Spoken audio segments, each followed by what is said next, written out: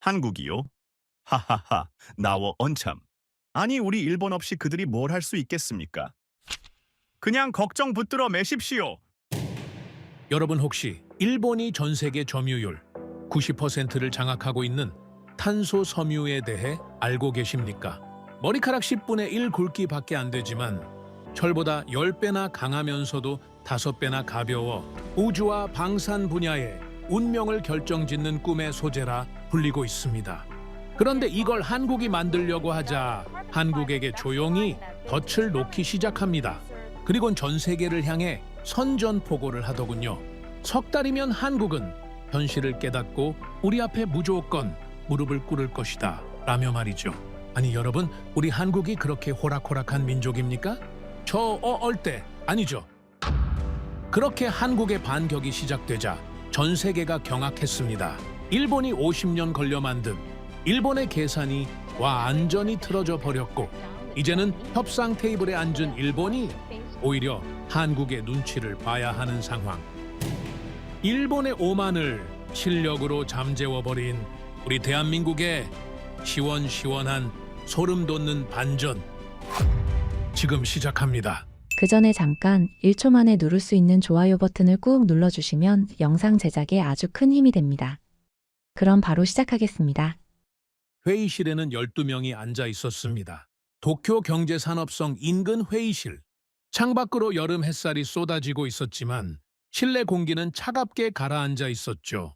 테이블 위에는 두꺼운 서류 뭉치가 놓여 있었고 우리는 12명 모두 그 서류에 적힌 내용에 동의했습니다. 반대 의견은 단 한 건도 없었죠. 수출 규제. 한국을 향한 첫 번째 카드였습니다. 저는 다카하시 마사토입니다. 당시 59세, 일본 대형 소재 기업에서 전략 기획을 총괄하고 있었죠. 32년간 이 업계에서 일해왔습니다. 탄소 섬유, 반도체 소재, 전략 물자. 눈에 보이지 않는 것들이 세상을 움직인다는 걸 누구보다 잘 알고 있었습니다. 회의를 주재하던 관료가 서류를 넘기며 말했습니다. 공식 명분은 3가지입니다. 첫째, 한국의 수출 통제 시스템에 대한 신뢰 부족. 둘째, 전략 물자가 북한 등 제재 대상 국가로 유출될 가능성. 셋째, 국가 안보 차원에서의 관리 강화. 고개를 끄덕이는 사람들 사이에서 누군가 낮은 목소리로 물었습니다. 그게 진짜 이유입니까? 회의실에 잠시 침묵이 흘렀죠. 모두가 알고 있었습니다. 공식 명분과 진짜 이유는 다르다는 걸요. 몇 년 전 한국 대법원이 판결을 내렸습니다. 일본 기업들이 강제징용 피해자들에게 배상해야 한다는 결정이었죠. 수십 년간 묻어두었던 역사가 다시 수면 위로 올라온 겁니다. 일본 정부는 격앙됐고 기업들은 불안해했습니다. 그리고 그 대응책이 바로 이 회의실에서 논의되고 있었죠. 주재자가 서류를 덮으며 말했습니다. 명분은 명분이고 현실은 현실입니다. 중요한 건 한국의 메시지를 전달하는 겁니다. 우리가 가만히 있지 않겠다는 메시지요. 저는 그 말에 속으로 동의했습니다. 안보를 명분으로 내세우면 국제사회에서도 반박하기 어렵습니다. 수출 통제는 각국의 주권 사항이니까요. 완벽한 포장이었죠. 우리는 한국의 목줄을 쥐고 있다고 믿었습니다. 반도체 핵심 소재 3가지. 불화수소, 포토레지스트, 플루어린 폴리이미드. 이름만 들어도 복잡하죠. 일반인들은 평생 들어볼 일도 없는 화학물질들입니다. 하지만 본질은 단순합니다. 이게 없으면 반도체를 못 만듭니다. 스마트폰도, 자동차 칩도, 가전제품도 전부 멈추는 거죠. 그리고 이걸 만들 수 있는 나라는 사실상 일본뿐이었습니다. 전 세계 점유율 90%. 숫자가 모든 걸 말해주고 있었죠. 회의가 끝나갈 무렵 옆에 앉은 기술이사가 제게 조용히 물었습니다. 다카하시 부장, 한국이 어떻게 나올 것 같습니까? 저는 잠시 생각한 뒤 대답했습니다. 처음엔 반발하겠죠. 언론이 들끓고 시위가 일어나고 감정적으로 대응할 겁니다. 하지만 석 달이면 현실을 깨닫습니다. 공장이 멈추기 직전에 협상 테이블로 돌아올 수밖에 없어요. 기술이사가 고개를 끄덕였습니다. 반도체가 통하면 다음 카드는 뭡니까? 저는 창밖을 바라보며 말했습니다. 탄소 섬유죠? 그건 반도체보다 더 치명적입니다. 탄소 섬유라는 게 뭔지 아십니까? 머리카락 10분의 1 굵기에 철보다 10배 강하고 무게는 4분의 1밖에 안 되는 소재입니다. 비행기 동체, 미사일 몸통, 우주 발사체, 수소 탱크, 하늘로 올라가는 모든 것에 이게 들어가죠. 그리고 이걸 제대로 만들 수 있는 나라는 전 세계에 일본과 미국 딱 두 곳뿐이었습니다. 회의실에서 누군가 말했습니다. 반도체 소재는 시작일 뿐입니다. 우리에겐 다음 카드가 있죠. 한국이 우주로 가려면, 방위 산업을 키우려면, 수소 경제로 전환하려면 결국 우리 문을 두드려야 합니다. 저는 그 말에 조용히 동의했습니다. 한국이 앞으로 가려는 모든 길목에 우리 소재가 깔려 있었으니까요. 목줄이 하나가 아니라 여러 개라는 뜻이었죠. 그날 저녁 집에 돌아와서 뉴스를 켰습니다. 한국 언론들이 난리였죠.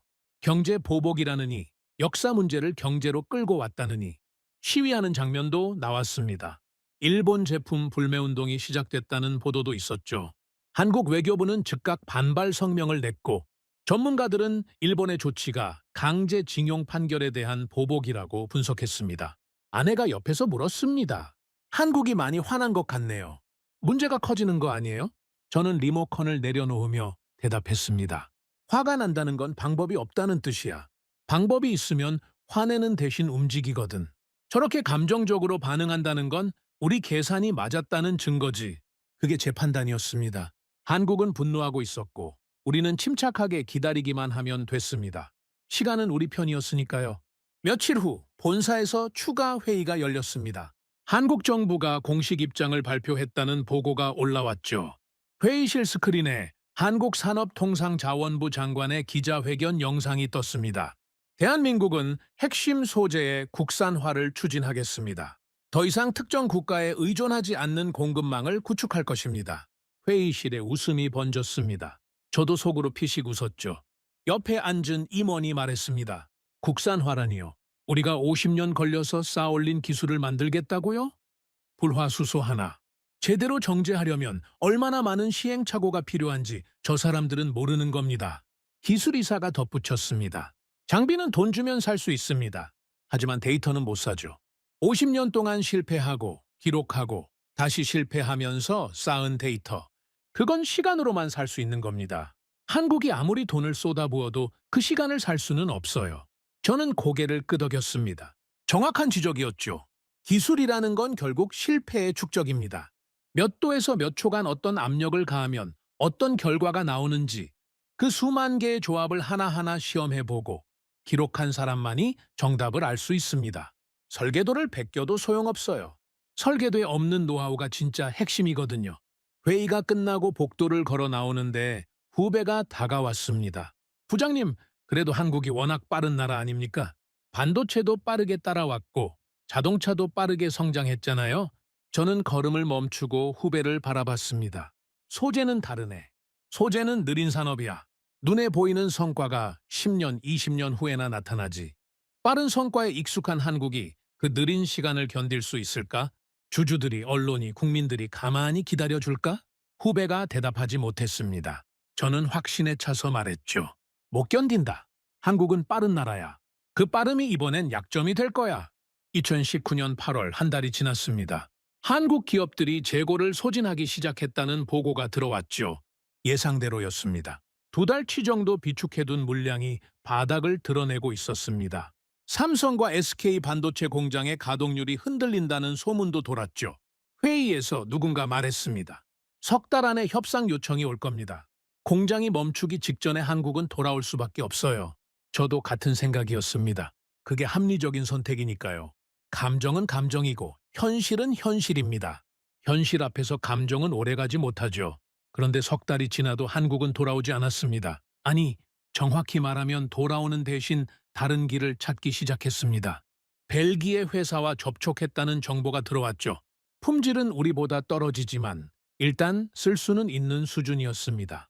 동시에 국내 기업들이 연구개발에 본격적으로 뛰어들었다는 소식도 전해졌습니다. 저는 그때까지도 크게 걱정하지 않았습니다. 벨기에 물량으로는 수요의 20%도 못 채웁니다. 국산화는 10년 이상 걸리는 일이고요. 결국 시간이 지나면 우리한테 올 수밖에 없죠. 그런데 이상한 일이 벌어졌습니다. 한국 기업들이 손해를 보면서도 계속 버티는 겁니다. 수율이 낮아도 원가가 높아도 품질이 떨어져도 국산 소재를 쓰겠다고 고집했죠. 일본 소재를 다시 수입하면 당장 이익이 나는데도 말입니다. 정부는 예산을 쏟아붓고 대기업들은 장기 계약을 맺었습니다. 부장 하나가 말했습니다. 감정적인 겁니다. 자존심 때문에 손해보면서 버티는 거죠. 그 감정이 오래 갈 리가 없습니다. 저도 그렇게 생각했습니다. 화가 나서 비합리적인 선택을 하는 거라고 판단했죠. 그런데 6개월이 지나고 1년이 지나도 한국은 포기하지 않았습니다. 오히려 투자 규모가 커졌습니다. 연구소에 인력이 들어가고 설비가 들어섰죠. 마치 전쟁을 준비하듯이요. 그때 처음으로 불편한 감정이 들었습니다. 이건 감정이 아니구나.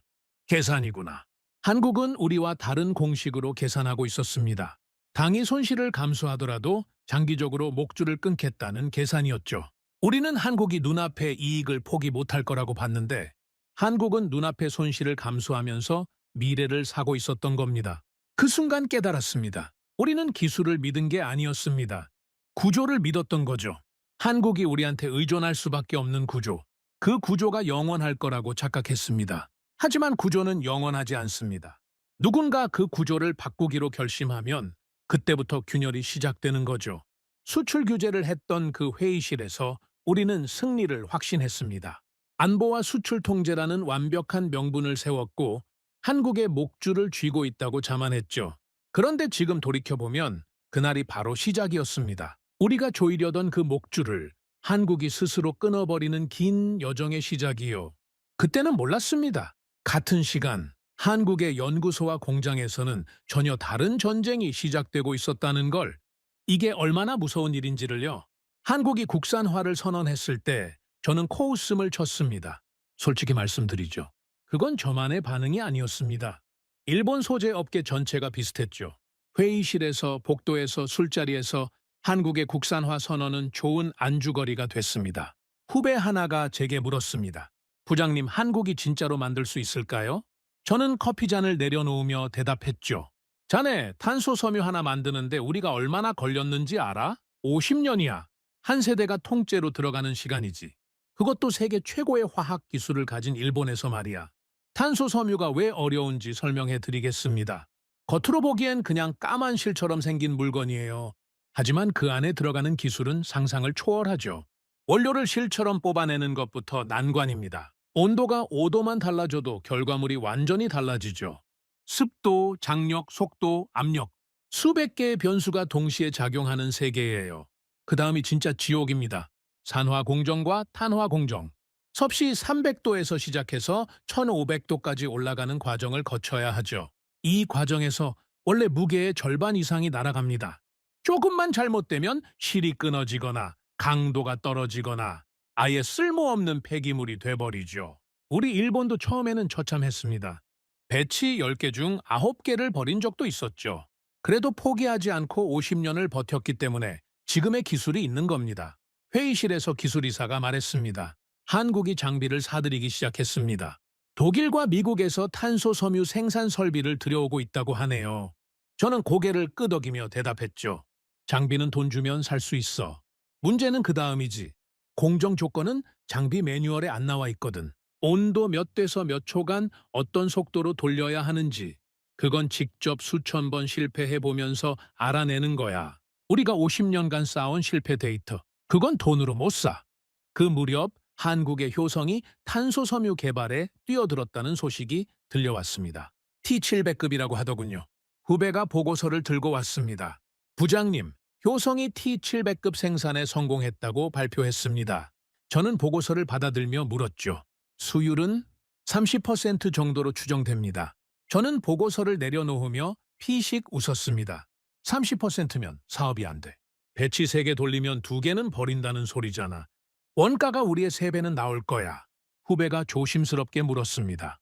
그래도 일단 만들긴 만든 거 아닙니까? 저는 단호하게 대답했죠. 실험실에서 만드는 것과 공장에서 양산하는 건 완전히 다른 문제야. 실험실에선 조건을 완벽하게 통제할 수 있지만 공장에선 그게 안 돼? 온도가 흔들리고 습도가 바뀌고 장비 컨디션이 달라지거든. 그 변수들을 다 잡아내면서 일정한 품질을 유지하는 게 진짜 기술이야. 한국은 빠른 나라입니다. 그건 인정하죠. 하지만 그 빠름에는 조건이 있어요. 빠른 성과가 보여야 한다는 겁니다. 분기마다 실적을 내야 하고 언론은 성과를 요구하죠. 그런 구조에서 10년, 20년 걸리는 사업을 어떻게 버티겠습니까? 저는 확신했습니다. 한국은 곧 포기할 거라고요. 그런데 이상한 일이 벌어졌습니다. 한국이 포기하지 않는 겁니다. 효성은 수율이 낮은데도 계속 투자를 늘렸습니다. 정부는 예산을 더 배정했고 연구소에 인력이 들어갔죠. 적자가 나는데도 생산 라인을 유지했습니다. 후배가 의아한 표정으로 물었습니다. 부장님 손해를 보면서 왜 계속하는 거죠? 감정적인 거겠지.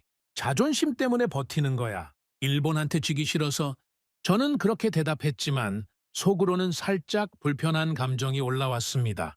며칠 후 한국 정부가 발표를 했습니다. 탄소 섬유를 포함한 소재 산업에 대규모 투자를 하겠다는 내용이었죠. 민관 합동 프로젝트, 연구개발 지원, 인력 양성 프로그램. 단발성이 아니라 체계적인 장기 계획이었습니다. 한 임원이 말했습니다. 정부 발표를 다 믿으면 안 됩니다. 한국 정부가 계획 세웠다가 중간에 접은 게 한두 번입니까? 정권이 바뀌면 정책도 바뀌는 나라예요. 저도 동의했습니다. 그런 불확실성 속에서 10년짜리 프로젝트가 제대로 될 리 없다고 생각했죠. 하지만 시간이 지나면서 한국의 움직임은 계속됐습니다. 효성뿐만이 아니었습니다. 다른 기업들도 뛰어들기 시작했죠. 대학에서 인력이 배출되고 그 인력이 기업으로 들어갔습니다. 실패하고 기록하고 다시 도전하는 사이클이 돌아가기 시작한 거예요. 어느 날 출장 중에 이상한 소식을 들었습니다. 한국 연구진이 국제학회에서 발표를 했다는 겁니다. 고강도 탄소 섬유 공정 개선에 관한 논문이었죠. 저는 그 논문을 읽으면서 묘한 기분이 들었습니다. 틀린 방향은 아니었거든요.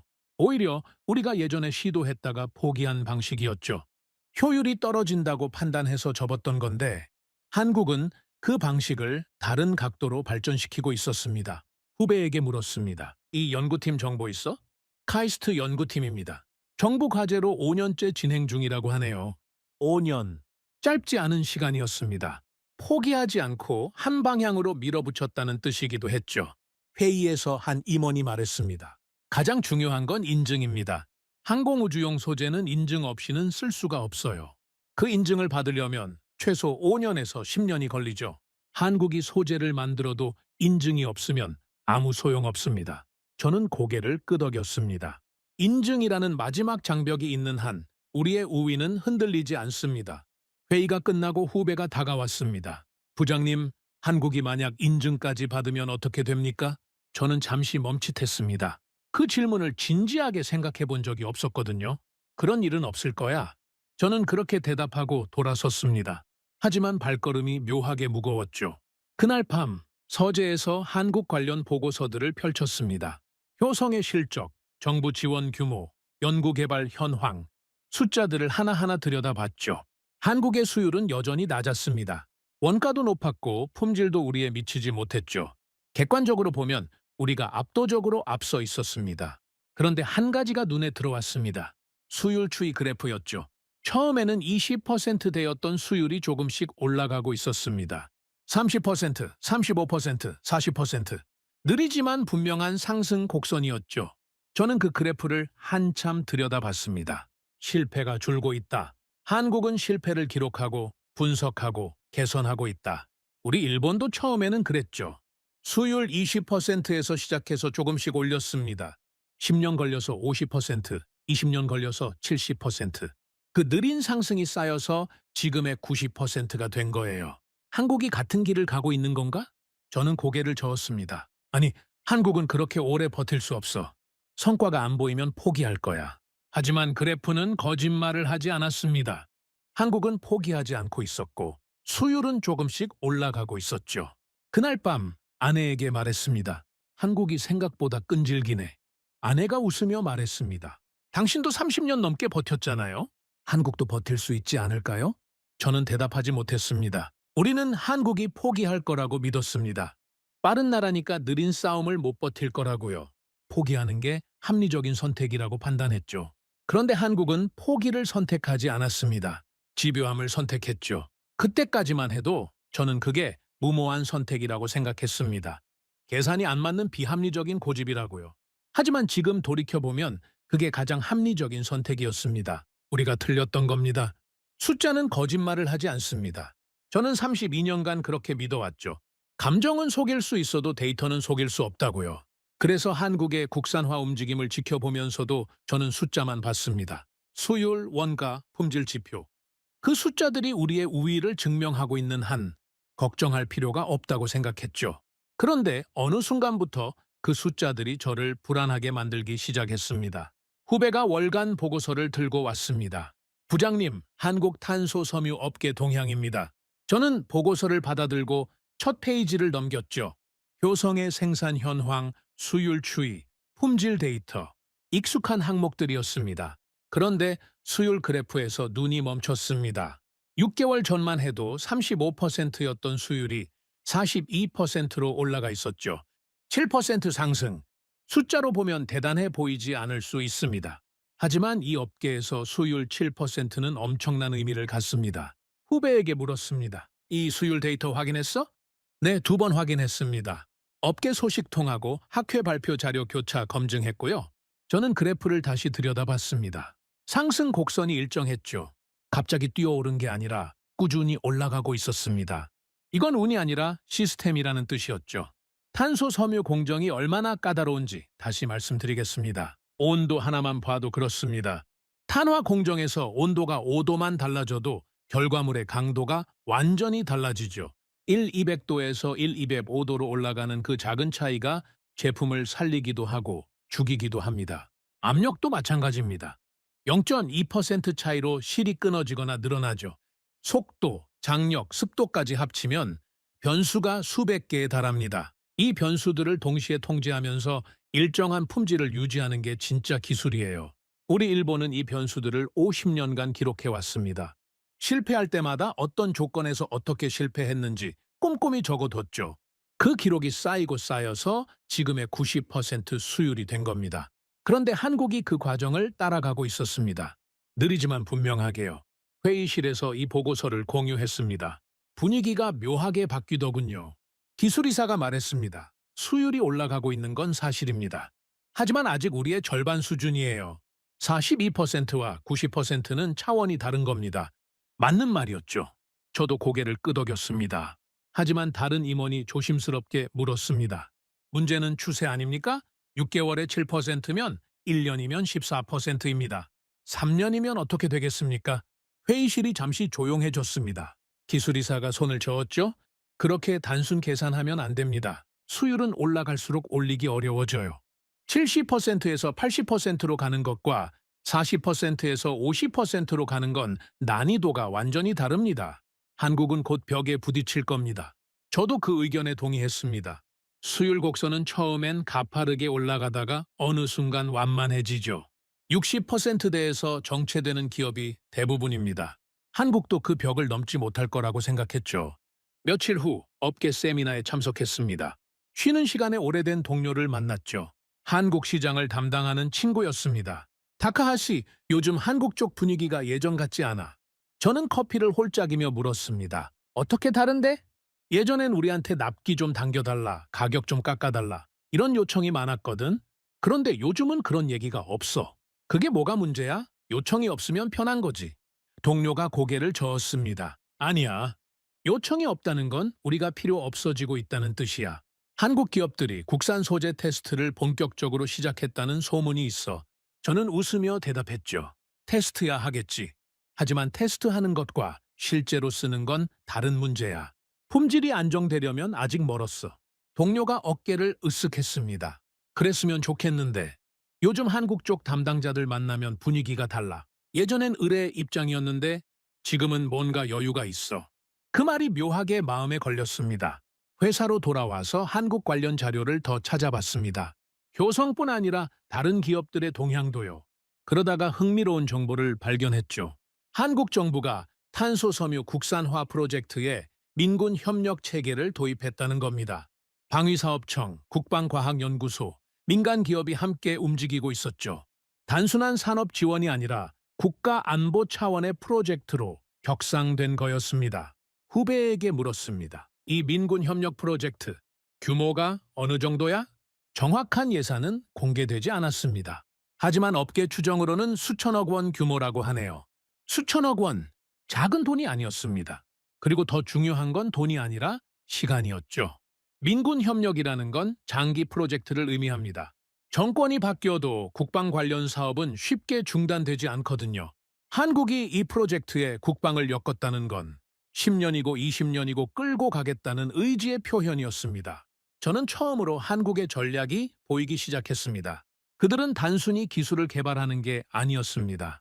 기술을 개발할 수 있는 구조를 만들고 있었죠. 인력을 양성하고 예산을 확보하고 실패해도 계속할 수 있는 시스템을 갖추고 있었습니다.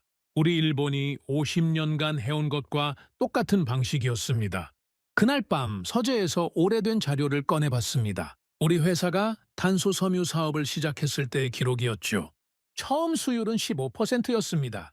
배치 10개 돌리면 8개 반을 버렸죠. 원가는 지금의 5배가 넘었고 품질은 들쭉날쭉했습니다. 그래도 포기하지 않았죠.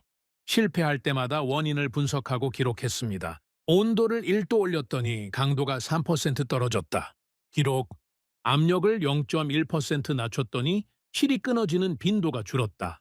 기록. 습도가 60%를 넘으면 공정이 불안정해진다. 기록. 그 기록들이 쌓이고 쌓여서 노하우가 됐습니다. 설계대는 없는 오직 경험으로만 알 수 있는 지식이죠. 우리는 그걸 50년간 축적해왔습니다. 한국도 같은 일을 하고 있었습니다. 실패하고 기록하고 분석하고 다시 도전하는 사이클을요. 다만 한 가지 다른 점이 있었습니다. 한국은 실패를 숨기지 않았습니다. 우리 일본 기업들은 실패를 감추는 문화가 있죠. 체면 때문이기도 하고 주계에 영향을 줄까봐 그러기도 합니다. 하지만 한국은 달랐습니다. 실패 원인을 공개하고 학회에서 발표하고 다른 연구팀과 공유했죠. 처음엔 그게 이상해 보였습니다. 왜 자기 약점을 드러내지? 경쟁사에 정보를 주는 거 아닌가? 하지만 시간이 지나면서 깨달았습니다. 그게 오히려 빠른 발전의 비결이었다는 걸요. 한 연구팀이 실패하면 다른 연구팀은 그 실패를 피할 수 있습니다. 같은 실수를 반복하지 않으니까 전체적인 발전 속도가 빨라지죠. 개별 기업의 이익보다 산업 전체의 성장을 우선시하는 전략이었습니다. 후배가 물었습니다. 부장님, 한국이 우리를 따라잡을 수 있을까요? 저는 잠시 생각한 뒤 대답했습니다. 따라잡는다는 표현은 정확하지 않아. 한국은 우리와 같은 길을 가는 게 아니야. 다른 길을 가고 있어. 문제는 그 길이 어디로 이어지느냐지. 후배가 고개를 갸웃거렸죠. 다른 길이라니요? 우리는 50년간 혼자 걸어왔어. 실패도 혼자 감당하고 성공도 혼자 누렸지. 하지만 한국은 함께 걸어가고 있어. 정부, 기업, 연구소가 한 팀으로 움직이고 있거든. 속도가 다를 수밖에 없어. 그 말을 하면서 저도 깨달았습니다. 한국의 진짜 무기는 기술이 아니었습니다. 협력이었죠. 며칠 후 충격적인 보고가 들어왔습니다. 한국이 수율 50%를 돌파했다는 겁니다. 회의실 분위기가 싸늘해졌습니다. 기술이사가 말했죠. 확인이 필요합니다. 50%라니 너무 빠릅니다. 저도 의아했습니다. 아무리 빨라도 이 속도는 비정상이었거든요. 하지만 며칠 후 확인 보고가 올라왔습니다. 사실이었죠. 후배가 조심스럽게 물었습니다. 부장님, 어떻게 이렇게 빠를 수 있죠? 저는 한참을 생각한 뒤 대답했습니다. 우리가 놓친 게 있어. 한국은 우리의 50년을 그대로 따라가는 게 아니야. 우리의 50년을 압축하고 있어. 후배가 이해하지 못한다는 표정을 지었죠. 압축이라니요? 우리는 모든 걸 처음부터 개척해야 했어. 어떤 온도가 좋은지, 어떤 압력이 적당한지 아무것도 몰랐지. 하지만 한국은 달라. 우리가 이미 답을 찾아놨거든. 그들은 우리의 결과를 보고 시작점을 정할 수 있어. 0에서 시작하는 게 아니라 30에서 시작하는 거지. 물론 그렇다고 쉬운 건 아닙니다. 결과를 안다고 해서 과정을 생략할 수 있는 게 아니거든요. 여전히 수천 번의 시행착오가 필요하죠. 하지만 방향을 아는 것과 모르는 건 천지 차이입니다. 우리는 어둠 속에서 더듬거렸지만 한국은 희미하게나마 불빛이 보이는 길을 가고 있었습니다. 그날 밤 집에 돌아와서 아내에게 말했습니다. 한국이 50%를 넘었어. 아내가 물었죠. 그게 대단한 거예요? 우리가 거기까지 가는데 20년 걸렸어. 한국은 5년 만에 왔고. 아내가 잠시 생각하더니 말했습니다. 그럼 앞으로 어떻게 되는 거예요? 저는 대답하지 못했습니다. 솔직히 말해서 그때까지도 저는 한국이 우리를 완전히 따라잡을 거라고는 생각하지 않았습니다. 50%와 90% 사이에는 여전히 거대한 벽이 있었으니까요. 하지만 한 가지는 인정해야 했습니다. 한국은 실패를 관리하고 있었습니다. 무작정 도전하는 게 아니라 체계적으로 실패하고 기록하고 학습하고 있었죠. 그건 기술이 아니라 시스템이었습니다. 그리고 시스템은 시간이 지날수록 강해집니다. 저는 서재에 앉아 한참을 생각했습니다. 창밖으로 도쿄의 야경이 보였죠. 반짝이는 불빛들을 바라보면서 깨달았습니다. 이건 기술 경쟁이 아니었습니다. 시스템 경쟁이었죠. 우리는 기술로 이기고 있다고 믿었지만 한국은 시스템을 만들고 있었습니다. 그리고 시스템이 완성되는 순간 기술 격차는 의미가 없어집니다. 그때 처음으로 불안이라는 감정을 느꼈습니다. 이건 우연이 아니다. 한국은 분명히 어딘가를 향해 가고 있다. 그때 깨달았다. 한국이 성공하면 끝나는 건 탄소 섬유 사업이 아니라 수출 규제를 했던 선택 그 자체라는 걸 우리는 기술로 이기고 있다고 믿었습니다. 하지만 솔직하게 고백하겠습니다. 그건 착각이었죠. 우리가 진짜로 믿었던 건 기술이 아니었습니다. 구조였습니다. 한국이 우리 없이는 살 수 없는 구조. 그 구조가 영원할 거라고 믿었던 겁니다. 어느 날 본사에서 긴급회의가 소집됐습니다. 안건은 전략물자 수출 통제 현황이었죠. 회의실에 들어서니 경제산업성 관계자까지 와 있었습니다. 분위기가 심상치 않았죠. 자리에 앉자마자 관계자가 말문을 열었습니다. 탄소 섬유가 국제 수출 통제 품목으로 재분류될 가능성이 있습니다. 회의실이 술렁거렸죠. 저도 긴장했습니다. 탄소 섬유가 단순한 산업 소재가 아니라는 건 업계 사람들은 다 알고 있습니다. 미사일 동체, 전투기 날개, 우주 발사체, 하늘로 올라가는 모든 무기에 이 소재가 들어가죠. 그래서 고성능 탄소 섬유는 MTCR, 즉 미사일 기술 통제 체제의 감시 대상입니다. 관계자가 설명을 이어갔습니다. 미국 측에서 고강도 탄소 섬유의 수출 규제를 강화하자는 논의가 나오고 있습니다. 일본도 보조를 맞춰야 할 상황이죠. 한 임원이 물었습니다. 그게 우리한테 어떤 영향을 줍니까? 관계자가 대답했죠. 한국으로의 수출이 더 까다로워질 수 있습니다. 개별 허가제가 강화되고 심사 기간이 길어지겠죠. 저는 속으로 생각했습니다. 이건 기회일 수도 있다고요. 반도체 소재 규제 때와 같은 논리였습니다. 안보를 명분으로 내세우면 국제사회에서 반박하기 어렵죠. 수출 통제는 각국의 주권 사항이니까요. 우리가 원하면 한국에 팔지 않을 수도 있고 원하면 조건을 붙일 수도 있습니다. 회의가 끝나고 복도에서 기술이사와 이야기를 나눴습니다. 다카하시 부장, 어떻게 생각해? 저는 솔직하게 대답했죠. 나쁘지 않다고 봅니다. 탄소 섬유까지 통제하면 한국은 더 힘들어지겠죠. 국산화를 한다고 해도 우주나 방산 분야는 인증 문제가 있으니까요. 기술이사가 고개를 끄덕였습니다. 인증이 핵심이지. 항공우주용 소재는 아무나 못 써. 보잉기든 에어버스든 한번 검증된 공급처를 쉽게 바꾸지 않거든. 우리는 수십 년간 그 인증을 쌓아왔어. 한국이 소재를 만들어도 인증 없으면 쓸 데가 없지. 저는 그 말에 동의했습니다. 인증이라는 벽은 기술보다 더 높았죠. 항공기 한 대에 들어가는 부품은 수만 개입니다. 그 부품 하나하나가 까다로운 인증 절차를 통과해야 해요. 새로운 공급자가 끼어들려면 최소 5년에서 10년이 걸리죠. 우리는 그 5년에서 10년을 우리 편이라고 생각했습니다. 며칠 후 업계 모임에서 오래된 선배를 만났습니다. 이 바닥에서 40년 넘게 일한 분이죠. 은퇴 후에도 업계 동향을 꿰뚫고 계신 분이었습니다. 술자리에서 선배가 물었습니다. 마사토, 요즘 한국 때문에 바쁘다며? 저는 술잔을 내려놓으며 대답했죠. 네, 국산화한다고 난리입니다. 그래도 아직 걱정할 단계는 아니라고 봅니다.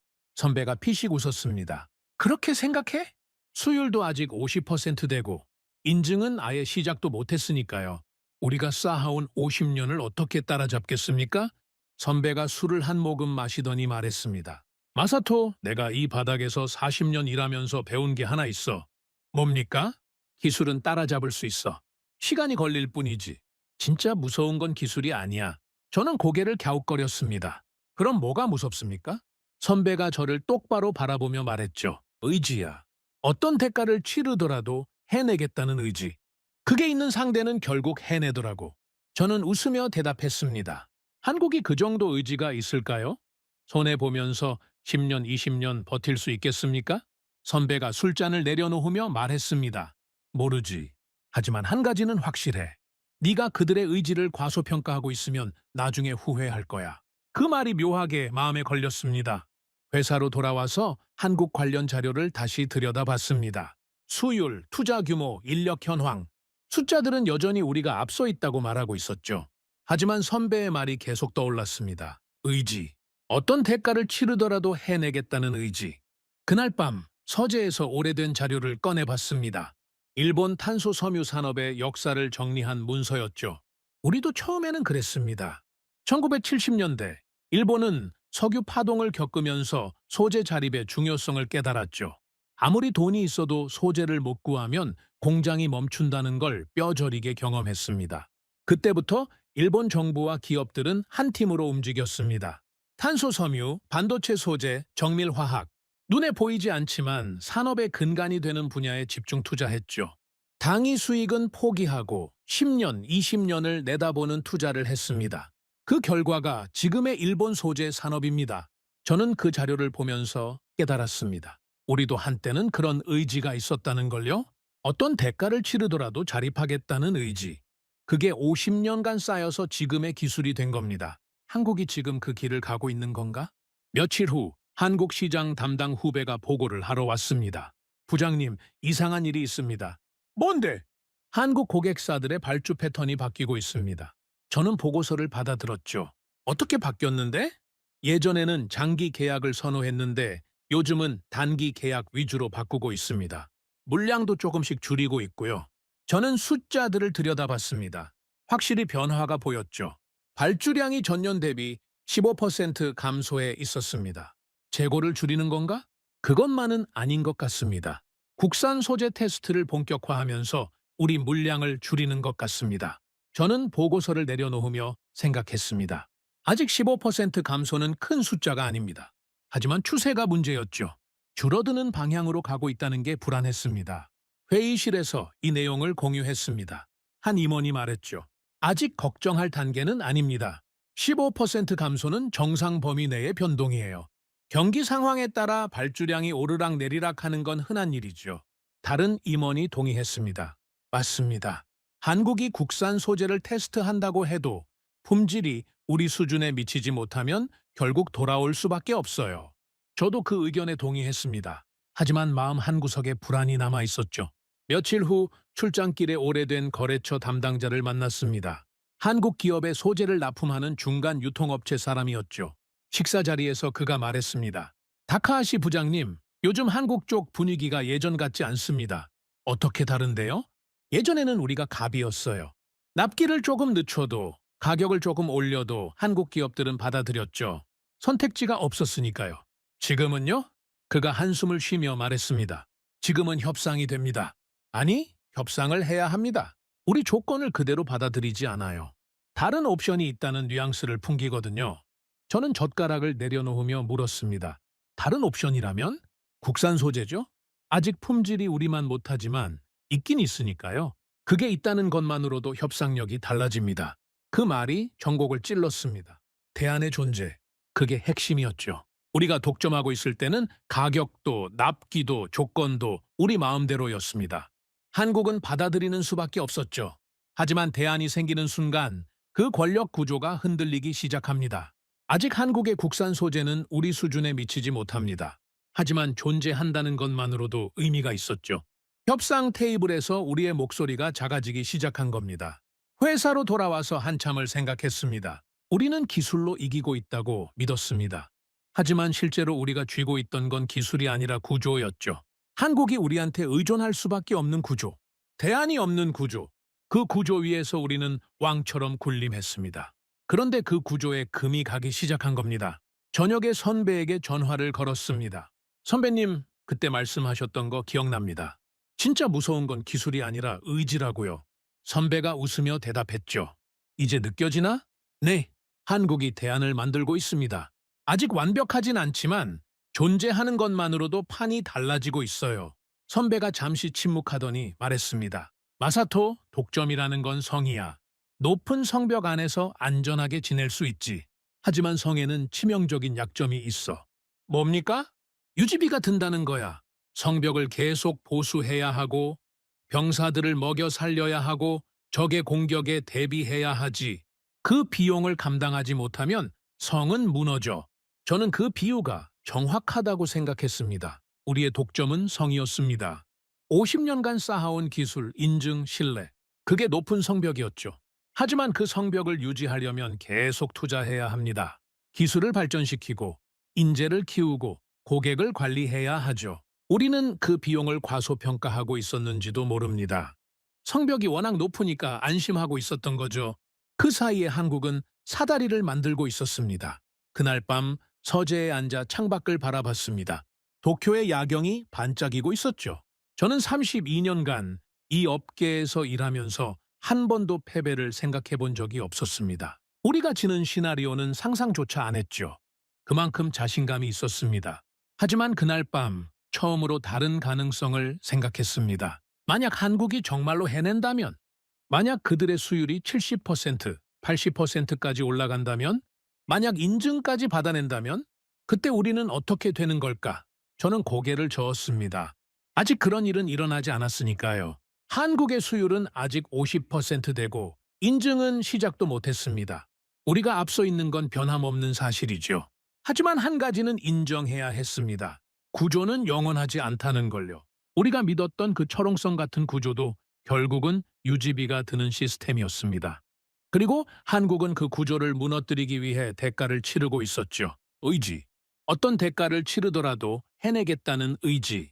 선배의 말이 다시 떠올랐습니다. 그 의지가 있는 상대는 결국 해낸다고요. 한국에 그 의지가 있는지 그때는 확신할 수 없었습니다. 하지만 곧 알게 되겠죠. 숫자가 말해줄 테니까요. 새벽 4시에 전화가 울렸습니다. 저는 침대에서 벌떡 일어났죠. 이 시간에 전화가 온다는 건 보통 일이 아닙니다. 화면을 보니 기술이사였습니다. 여보세요? 다카하시 부장, 지금 뉴스 확인했어? 목소리가 떨리고 있었습니다. 40년 경력의 베테랑이 이렇게 동요하는 건 처음이었죠. 무슨 일입니까? 한국이 해냈어. 64기가파스칼이야. 저는 잠시 말을 잃었습니다. 64기가파스칼. 그 숫자가 무엇을 의미하는지 이 업계 사람이라면 누구나 압니다. 초고강도 탄소 섬유의 영역이죠. 우리 일본도 겨우 도달한 수준입니다. 확인했어? 3번 확인했어. 한국 정부 공식 발표야. 전화를 끊고 한참을 앉아 있었습니다. 창밖이 아직 어두웠죠. 머릿속으로 그 숫자를 곱씹었습니다. 인장 강도 6.4기가파스칼이 뭔지 설명해 드리겠습니다. 탄소 섬유의 성능을 측정하는 가장 중요한 지표가 인장 강도입니다. 쉽게 말하면 얼마나 강하게 잡아당겨도 끊어지지 않는가를 나타내는 숫자죠. 숫자가 높을수록 강한 섬유입니다. 일반 산업용 탄소 섬유는 3에서 4기가파스칼 수준입니다. 자동차나 스포츠 용품에 쓰이죠. 항공기용은 5기가파스칼 이상이 필요하고요. 6기가파스칼을 넘어서면 우주 발사체나 최첨단 전투기에 들어가는 전략물자 영역입니다. 우리 일본이 6기가파스칼대에 도달하는데 40년이 걸렸습니다. 수만 번의 실패와 천문학적인 투자가 들어간 결과죠. 한국이 그걸 해냈다고요? 아침에 출근하자마자 긴급회의가 소집됐습니다. 회의실 분위기가 싸늘했죠. 평소에 농담을 주고받던 임원들이 한마디도 없이 앉아 있었습니다. 기술이사가 보고를 시작했습니다. 어젯밤 한국산업통상자원부와 효성이 공동 발표를 했습니다. 인장 강도 6.4기가파스칼급 초고강도 탄소 섬유 개발에 성공했다고요. 스크린에 한국 뉴스 화면이 떴습니다. 효성 공장에서 기자회견하는 장면이었죠. 연구진들이 까만 탄소 섬유 다발을 들고 서 있었습니다. 그들의 표정에는 자부심이 가득했습니다. 한 임원이 말했습니다. 저게 진짜야? 발표만 그렇게 하고 실제로는 못 만드는 거 아니야? 기술이사가 고개를 저었죠. 우리 기술팀이 검토했습니다. 공개된 데이터를 분석해 봤는데 조작된 흔적은 없습니다. 실제 성능인 것 같습니다. 회의실이 조용해졌습니다. 불가능하다고 믿었던 일이 현실이 된 겁니다. 다른 임원이 물었습니다. 수율은 어떻습니까? 실험실에서 한 번 만드는 것과 양산하는 건 다른 문제잖아요. 수율 데이터는 공개되지 않았습니다. 하지만 업계 추정으로는 아직 낮을 겁니다. 상용화까지는 시간이 걸리겠죠. 그 말에 회의실 분위기가 조금 누그러졌습니다. 맞습니다. 실험실 성공과 양산은 완전히 다른 문제죠. 우리도 실험실에서 성공하고 나서 양산까지 10년이 걸렸으니까요. 저는 입을 열었습니다. 냉정하게 봅시다. 한국이 6.4기가파스칼을 달성한 건 사실입니다. 하지만 이건 시작일 뿐이에요. 진짜 승부는 이 성능을 일정하게 유지하면서 대량 생산할 수 있느냐입니다. 그리고 더 중요한 게 있습니다. 인증이에요. 제가 말을 이었습니다. 항공우주용 소재는 인증 없이는 쓸 수가 없습니다. 보잉도 에어버스도 나사도 인증되지 않은 소재는 절대 안 써요. 그 인증을 받으려면 최소 5년에서 10년이 걸리죠. 한국이 소재를 만들어도 인증이 없으면 팔 데가 없습니다. 회의실 분위기가 한결 나아졌습니다. 그래요. 아직 우리에겐 마지막 방어선이 있었죠. 인증이라는 높은 벽이요. 회의가 끝나고 복도를 걸어 나오는데 기술이사가 다가왔습니다. 다카하시 부장, 솔직히 어떻게 생각해? 저는 잠시 생각한 뒤 대답했죠. 놀랍습니다. 이렇게 빠를 줄 몰랐어요. 한국이 T700급 만들 때만 해도 거기서 멈출 줄 알았거든요. 기술이사가 고개를 끄덕였습니다. 나도 그래. 우리 계산이 틀렸어. 며칠 후 업계 세미나에서 한국의 발표를 직접 들을 기회가 있었습니다. 효성 연구팀이 국제학회에서 기술 발표를 한다고 해서 참석했지요. 발표장에 들어서니 좌석이 거의 차 있었습니다. 일본 기업 사람들도 많이 보였죠. 다들 같은 생각이었을 겁니다. 직접 확인해 보자고요. 한국 연구원이 단상에 올랐습니다. 젊은 친구였어요. 30대 초반으로 보였죠. 발표가 시작됐습니다. 영어 발음이 깔끔했고 내용도 체계적이었습니다. 공정 개발 과정, 성능 테스트 결과, 향후 계획까지 빠짐없이 설명했죠.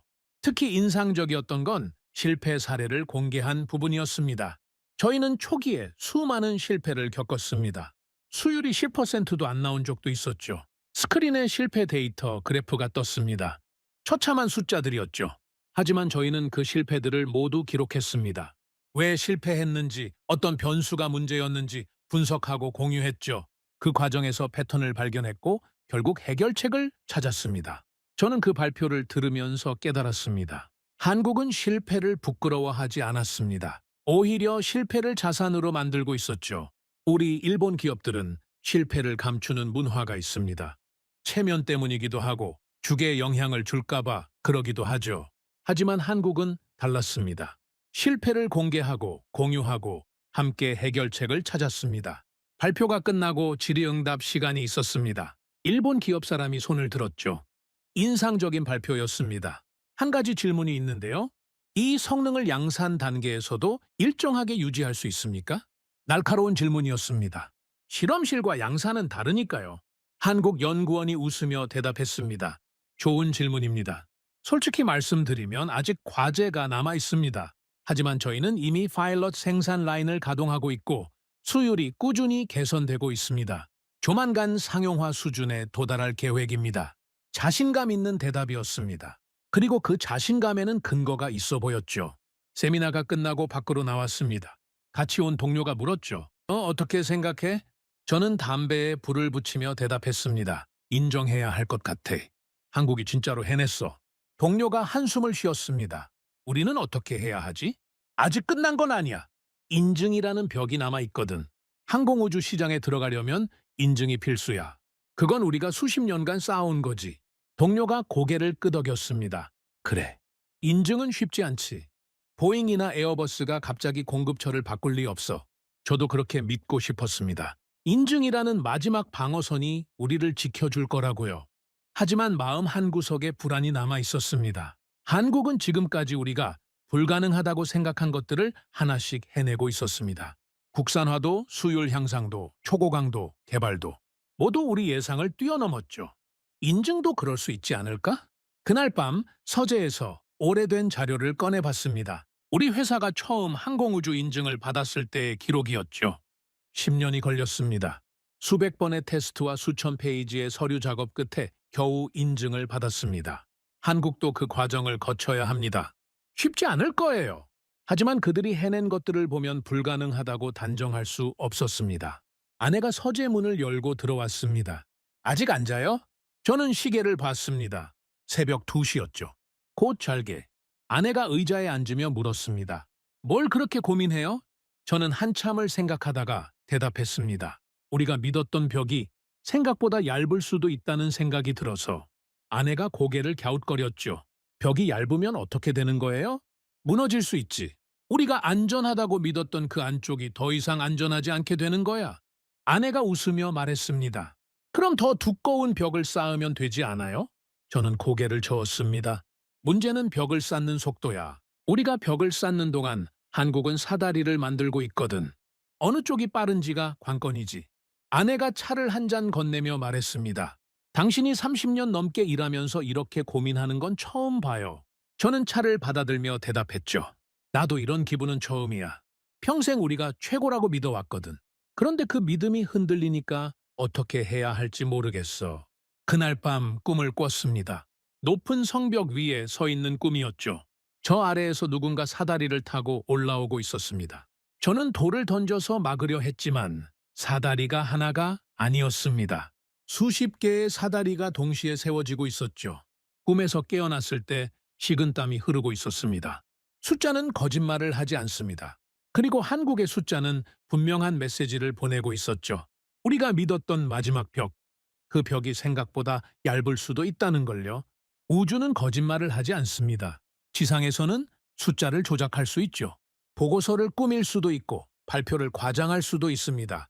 하지만 우주는 다릅니다. 로켓이 날아가느냐, 떨어지느냐, 위성이 궤도에 안착하느냐, 바다에 빠지느냐, 그 결과는 전 세계가 지켜보는 앞에서 실시간으로 드러나죠. 변명이 통하지 않는 세계입니다. 한국이 누리호를 쏘아 올린다는 소식을 들었을 때 저는 솔직히 안심했습니다. 우주 발사체는 탄소 섬유와는 차원이 다른 기술이거든요. 로켓 엔진, 연료 시스템, 제어 기술, 소재 기술. 이 모든 게 완벽하게 맞아떨어져야 성공할 수 있죠. 아무리 한국이 빠르다 해도 이건 쉽지 않을 거라고 생각했습니다. 첫 번째 발사 날, 저는 회사에서 생중계를 지켜봤습니다. 회의실에 직원들이 모여 있었죠. 화면 속에서 누리호가 연기를 내뿜으며 발사대를 떠났습니다. 하늘로 솟구치는 모습이 웅장했죠. 1단 분리 성공, 2단 분리 성공, 순조로워 보였습니다. 그런데 문제가 생겼습니다. 3단 엔진이 예정보다 일찍 꺼졌습니다. 연소 시간이 부족했죠. 위성 모사체가 목표 궤도에 도달하지 못했습니다. 실패였습니다. 회의실에 안도의 한숨이 퍼졌습니다. 옆에 앉은 임원이 말했죠. 역시 쉽지 않네. 우주는 아무나 가는 게 아니야. 저도 속으로 같은 생각을 했습니다.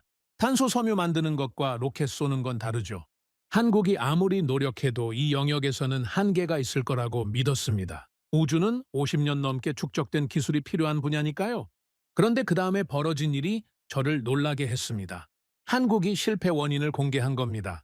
보통 국가 프로젝트가 실패하면 원인을 감추려 하죠. 체면도 있고 정치적 부담도 있으니까요. 책임자를 문책하고 조용히 넘어가는 게 일반적입니다. 그런데 한국은 달랐습니다.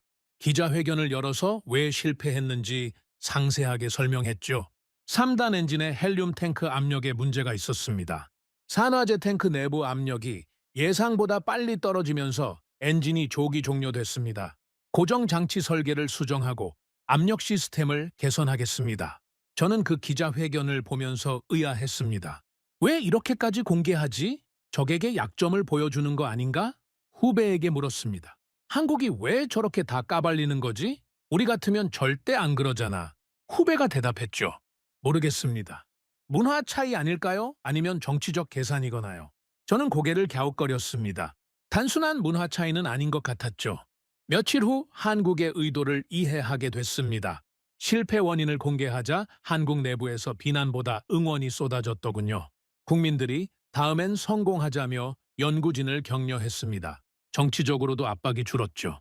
실패를 숨기면 의혹이 커지지만 공개하면 오히려 신뢰가 쌓이는 거였습니다.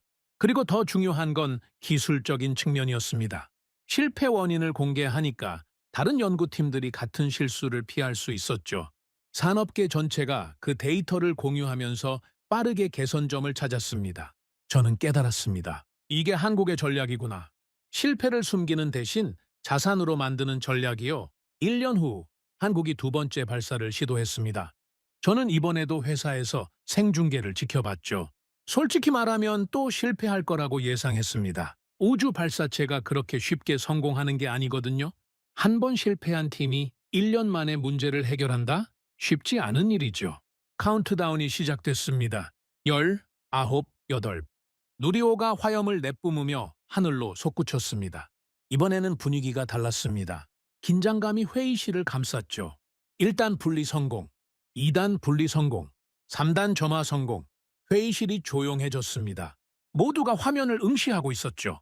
그리고 위성이 궤도에 안착했습니다. 성공이었습니다. 회의실에 탄식이 흘렀습니다. 누군가 말했죠. 한 번은 운일 수 있어. 중요한 건 다음이지. 저도 같은 생각이었습니다. 한 번의 성공은 우연일 수 있죠. 여러 조건이 맞아떨어져서 운 좋게 된 걸 수도 있습니다. 진짜 실력은 반복해서 증명해야 하는 거죠. 그래서 저는 아직 판단을 유보했습니다. 그런데 한국은 멈추지 않았습니다. 세 번째 발사가 있었습니다. 성공이었죠. 이번에는 실용 위성을 궤도에 올렸습니다. 실험용이 아니라 실제로 쓸 수 있는 위성이었죠. 네 번째 발사가 있었습니다. 또 성공이었습니다. 위성 여러 개를 동시에 분리하는 기술까지 선보였죠. 정확한 궤도에, 정확한 타이밍에 여러 위성을 각각 다른 위치에 배치했습니다. 이건 단순한 성공이 아니었습니다. 고도의 제어 기술이 필요한 작업이죠. 회사에서 긴급 회의가 소집됐습니다. 분위기가 심상치 않았죠. 기술이사가 보고를 시작했습니다. 한국의 누리호가 4번 연속 성공했습니다. 위성 분리 기술, 궤도 진입 정확도, 발사체 신뢰성 모든 면에서 세계 수준에 도달했습니다. 한 임원이 말했습니다. 4번이면 더 이상 운이라고 할 수 없지 않습니까? 기술이사가 고개를 끄덕였죠. 그렇습니다. 한 번은 운일 수 있습니다. 2번도 우연의 일치일 수 있죠. 3번은 실력이 있다는 증거입니다. 하지만 4번 연속은 시스템입니다. 반복 가능한 기술력이 있다는 뜻이죠. 회의실이 무거운 침묵에 빠졌습니다. 저는 창밖을 바라보며 생각했습니다. 우리가 틀렸구나. 한국을 과소평가했구나. 그런데 진짜 문제는 따로 있었습니다. 회의 중에 한 임원이 날카로운 질문을 던졌죠. 잠깐, 이게 우리한테 어떤 의미가 있습니까? 누리호 성공이 우리 사업에 직접적인 영향을 줍니까? 기술이사가 잠시 침묵하더니 대답했습니다. 직접적인 영향은 아직 제한적입니다. 하지만 간접적인 영향은 심각합니다. 무슨 뜻입니까? 기술이사가 설명했죠. 누리호에는 한국산 탄소 섬유가 들어갔습니다. 발사체 동체, 페어링, 연료 탱크. 우리 소재가 아니라 한국이 직접 만든 소재로 우주에 갔다는 뜻입니다. 그리고 4번 연속 성공했다는 건 그 소재가 우주 환경에서 검증됐다는 뜻이죠. 회의실이 술렁거렸습니다. 그게 인증보다 강력한 증거 아닙니까? 기술이사가 고개를 끄덕였습니다. 그렇습니다. 어떤 서류 인증보다 확실한 증거죠. 우주에서 4번 성공했다.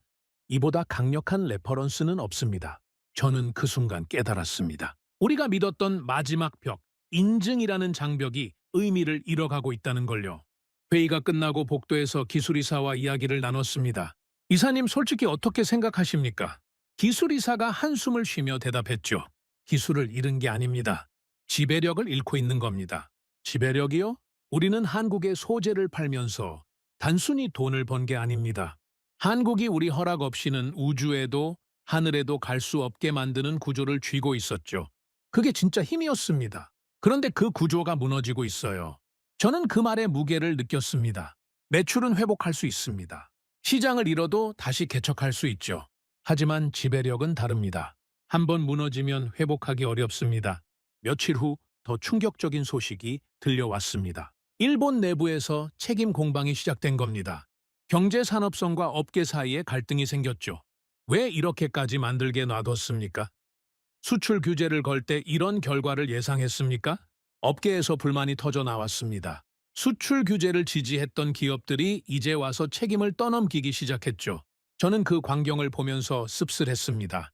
우리 모두가 한국을 과소평가했으면서 이제 와서 누구 탓을 하는 건가? 오래된 선배에게 전화가 왔습니다. 마사토, 요즘 분위기 어때? 솔직히 좋지 않습니다. 내부에서 책임 공방이 시작됐어요. 선배가 쓴웃음을 지었죠. 예상했어. 일이 잘 될 때는 다들 공을 가져가려 하고 일이 틀어지면 책임을 떠넘기지. 인간의 본성이야. 저는 한숨을 쉬며 물었습니다. 선배님, 이제 어떻게 해야 합니까? 선배가 잠시 침묵하더니 대답했습니다. 마사토, 이미 늦었어. 되돌릴 수 없는 강을 건넌 거야. 무슨 뜻입니까? 기술은 따라잡힐 수 있어. 시간이 걸릴 뿐이지. 우리도 그랬고 한국도 그렇게 했지. 하지만 지배력은 달라. 한번 무너지면 다시 세울 수 없어. 한국이 이제 자기 힘으로 우주에 가는 나라가 됐어. 그 사실은 절대 바뀌지 않아 전화를 끊고 한참을 앉아 있었습니다. 우주는 거짓말을 하지 않습니다. 변명도 허락하지 않죠. 한국의 누리호는 4번 날아갔고 4번 다 성공했습니다. 전 세계가 지켜보는 앞에서요. 그 순간 우리 일본의 전략이 틀렸다는 게 만천에 드러난 겁니다. 우리는 한국을 조이면 굴복할 거라고 믿었습니다. 소재를 안 팔면, 기술을 안 주면 결국 우리 말을 들을 수밖에 없다고 생각했죠. 그런데 한국은 굴복하지 않았습니다. 오히려 자기 힘으로 해냈고 그걸 우주에서 증명해버렸습니다. 이건 단순한 기술 경쟁의 승패가 아니었습니다. 앞으로 어떤 나라의 같은 전략을 쓰려고 해도 한국의 사례가 반박 증거로 남게 됩니다. 조여도 굴복하지 않는 나라가 있다. 오히려 더 강해질 수 있다. 그게 한국이 우주에서 증명한 메시지였습니다. 그날 밤 서재에 앉아 창밖을 바라봤습니다. 도쿄의 야경이 반짝이고 있었죠. 저는 32년간 이 업계에서 일하면서 한 번도 패배를 생각해 본 적이 없었습니다. 우리가 지는 시나리오는 상상조차 안 했죠. 그만큼 자신감이 있었습니다. 하지만 그날 밤 처음으로 인정했습니다. 우리는 지고 있구나. 아니, 이미 졌는지도 모르겠다. 한국은 이제 우주를 운영하는 국가가 됐습니다. 개발하는 단계를 넘어서 운영하는 단계로 들어선 거죠. 그리고 우리는 그걸 막지 못했습니다. 아니, 정확히 말하면 우리의 압박이 오히려 한국을 더 강하게 만들었습니다. 이보다 뼈아픈 패배가 있을까요? 아내가 서재 문을 열고 들어왔습니다. 아직 안 자요? 저는 시계를 봤습니다. 새벽 2시였죠. 곧 잘게. 아내가 의자에 앉으며 물었습니다. 요즘 많이 힘들어 보여요. 무슨 일이에요? 저는 한참을 망설이다가 대답했습니다. 우리가 틀렸어. 30년 넘게 믿어왔던 게 틀렸다는 걸 인정해야 할 것 같아. 아내가 조용히 물었죠. 그게 그렇게 힘든 일이에요? 저는 고개를 끄덕였습니다. 힘든 정도가 아니야. 내 인생 전체가 흔들리는 기분이야. 내가 쌓아온 모든 것의 기반이 무너지는 느낌이지. 아내가 제 손을 잡으며 말했습니다. 틀렸다는 걸 인정하는 것도 용기 아닐까요? 저는 대답하지 못했습니다. 그날 밤 잠이 오지 않았습니다. 창밖의 별을 바라보며 생각했죠. 저 별들 사이로 한국의 위성이 돌고 있겠구나. 우리 소재가 아니라 한국이 직접 만든 소재로 만든 위성이. 그리고 그건 이제 되돌릴 수 없는 현실이구나. 기술은 따라잡힐 수 있습니다. 시간이 걸릴 뿐이죠. 하지만 지배력은 한번 무너지면 회복되지 않습니다. 우리는 기술을 잃은 게 아니었습니다. 지배력을 잃고 있었죠. 그리고 그 사실을 이제야 깨달은 겁니다. 이 싸움은 이미 다른 국면으로 넘어갔습니다. 되돌릴 수 없는 강을 건넌 거죠. 협상 테이블의 공기가 달라졌습니다. 저는 32년간 수많은 협상을 해왔습니다. 가격 협상, 납기 협상, 품질 협상. 테이블 건너편에 앉은 상대방의 눈빛만 봐도 그들이 얼마나 급한지, 얼마나 여유가 있는지 알 수 있었죠. 그런데 그날 한국 바이어를 만났을 때 뭔가 달랐습니다. 예전 같으면 우리 사무실로 찾아왔을 겁니다. 납기를 앞당겨 달라, 가격을 조금만 깎아 달라, 물량을 더 확보해 달라. 요청하는 입장이었죠. 우리는 들어줄 수도 있고 안 들어줄 수도 있었습니다. 선택권은 우리에게 있었으니까요. 그런데 그날은 달랐습니다. 한국 바이어가 서류 가방에서 두꺼운 파일을 꺼냈습니다. 견적서였죠. 그런데 우리 견적서가 아니었습니다. 다카하시 부장님, 이건 국내 업체에서 받은 견적입니다. 참고로 보여드리는 겁니다. 저는 그 견적서를 받아들었습니다. 교성이었죠. 가격, 납기, 품질 스펙이 빼곡하게 적혀 있었습니다. 품질은 우리보다 약간 떨어졌습니다.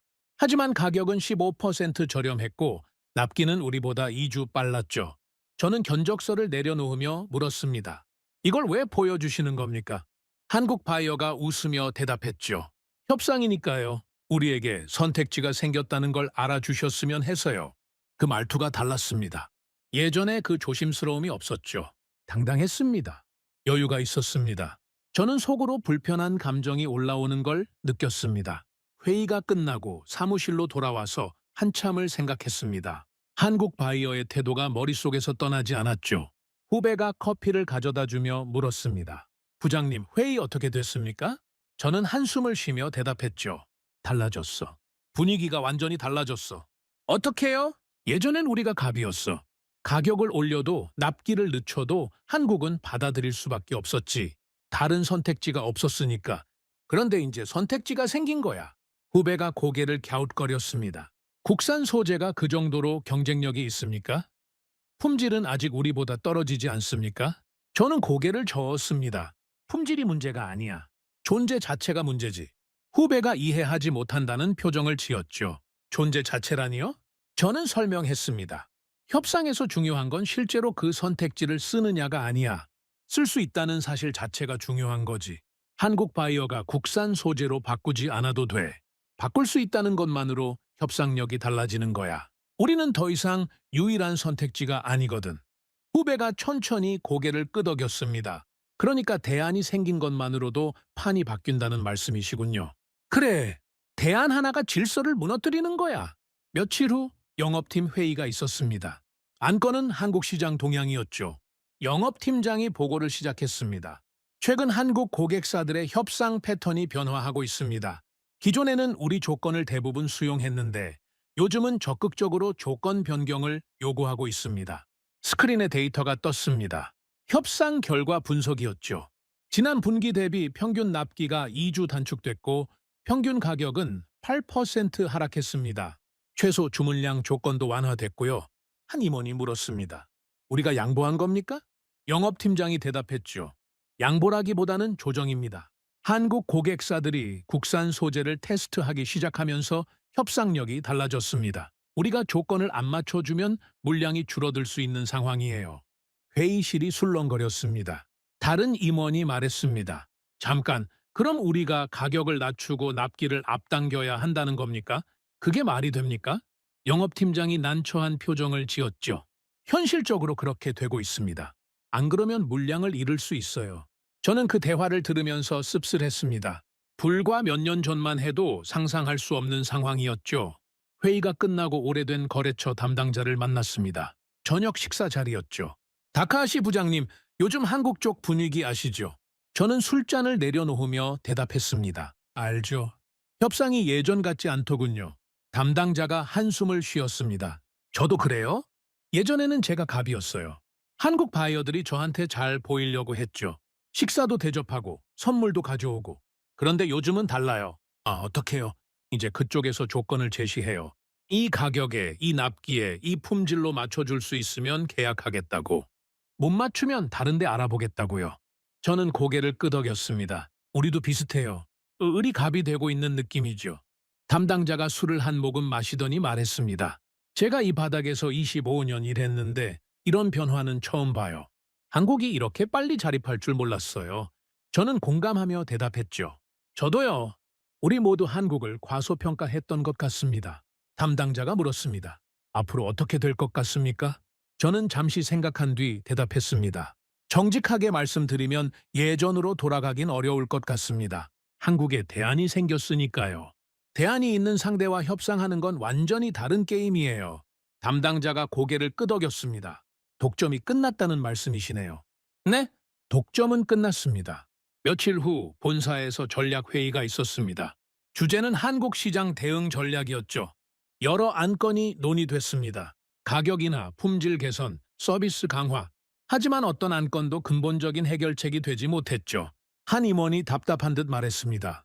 결국 우리도 경쟁해야 한다는 거 아닙니까? 독점할 때처럼 편하게 장사할 수 없다는 거죠. 다른 임원이 대답했습니다. 그게 원래 장사 아닙니까? 경쟁하는 게 정상이죠. 우리가 너무 오랫동안 독점에 익숙해져 있었던 겁니다. 그 말이 맞았습니다. 하지만 인정하기 싫었죠. 회의가 끝나고 복도에서 기술이사와 마주쳤습니다. 다카하시 부장, 잠깐 얘기 좀 할까? 우리는 회의실 구석에 앉았습니다. 기술이사가 조용히 말했죠. 솔직히 물어볼게. 우리 졌어?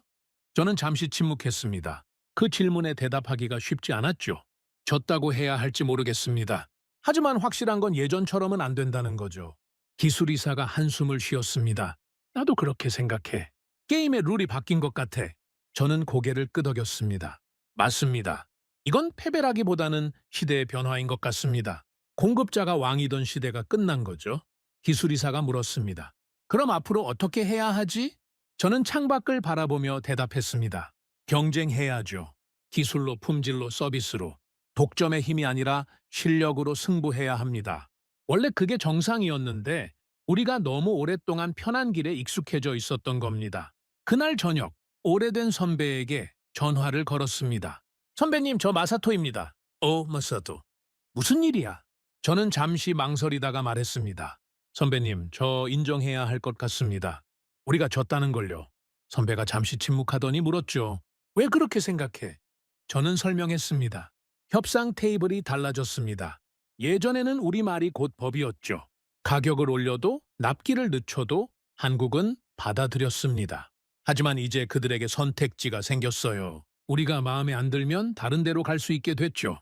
대안이 있는 상대와 협상하는 건 완전히 다른 게임입니다. 선배가 조용히 대답했습니다. 마사토, 그건 패배가 아니야. 아닙니까? 시대가 바뀐 거지. 패배라는 건 같은 규칙 안에서 지는 거야. 하지만 지금은 규칙 자체가 바뀐 거야. 새로운 시대에 적응하는 것과 패배하는 건 다른 문제야. 저는 그 말을 곱씹었습니다. 시대가 바뀌었다. 선배가 말을 이었습니다. 일본 소재 산업이 50년간 세계 정상이었던 건 사실이야. 하지만 그게 영원할 순 없지. 모든 제국은 언젠가 도전받아. 중요한 건 도전에 어떻게 대응하느냐야. 저는 물었습니다. 선배님은 어떻게 대응해야 한다고 생각하십니까? 선배가 대답했죠. 겸손해지는 거야. 우리가 최고라는 오만함을 버리고 경쟁자를 인정하고 더 나아지려고 노력하는 거지. 독점에 기대지 않고 실력으로 승부하는 거야. 그게 원래 우리 선조들이 했던 방식이잖아. 전화를 끊고 한참을 생각했습니다. 선배 말이 맞았습니다. 우리 일본 소재 산업이 세계 정상이 된 건 독점 때문이 아니었죠. 50년간 피와 땀을 흘리며 기술을 개발했기 때문입니다. 수만 번 실패하고 그때마다 다시 일어났기 때문이죠. 언제부터인가 우리는 그 정신을 잃어버린 것 같았습니다. 독점에 안주하고 경쟁자를 무시하고 지배력에 기대어 편하게 장사했죠. 한국이 우리를 깨운 건지도 모릅니다. 며칠 후 한국 시장 담당 후배가 보고를 하러 왔습니다. 부장님, 흥미로운 소식이 있습니다. 뭔데? 한국의 효성이 유럽 항공사와 탄소 섬유 공급 계약을 체결했습니다. 소규모지만 첫 해외 수출이에요. 저는 보고서를 받아들었습니다. 계약 규모는 크지 않았지만 의미는 컸죠. 유럽 인증을 받은 건가? 네? 지난달에 인증을 획득했다고 합니다. 저는 보고서를 내려놓으며 한숨을 쉬었습니다. 인증이라는 마지막 벽마저 넘기 시작한 거였죠. 이제 정말 경쟁이구나. 후배가 물었습니다. 부장님, 우리 어떻게 해야 합니까? 저는 잠시 생각한 뒤 대답했습니다. 원점으로 돌아가야지.